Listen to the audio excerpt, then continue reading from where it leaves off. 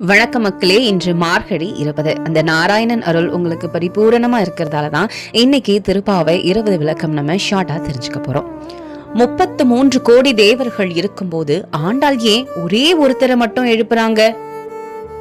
33 அமரருக்கு முன் சென்று தேவர்கள் வரம் தருவாங்க, ஆனா துன்பம் வந்தா ஆண்டாள் சொல்ற ஒரு வார்த்தை கலியுக பக்தர்களை அதிர வைக்குது.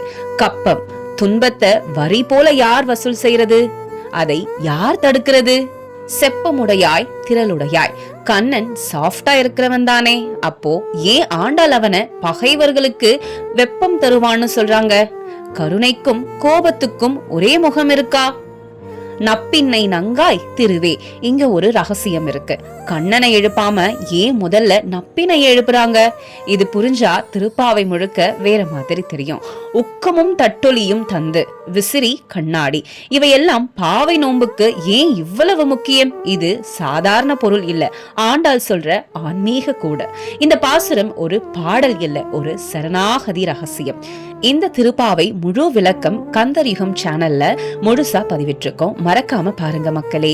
கப்பம்னா என்ன, நப்பின்னை ஏன் முக்கியம், இந்த பாசுரம் நம்ம வாழ்க்கைக்கு என்ன சொல்லுதுன்னு ஒவ்வொரு வரியோட ஆழமான விளக்கத்தை முழு பதிவா நாங்க பதிவிட்டிருக்கோம். முழுசா தெரிஞ்சு அந்த நாராயணன் அருள் பரிபூரணமா உங்க எல்லாருக்குமே கிடைக்கட்டும். நன்றி மக்களே.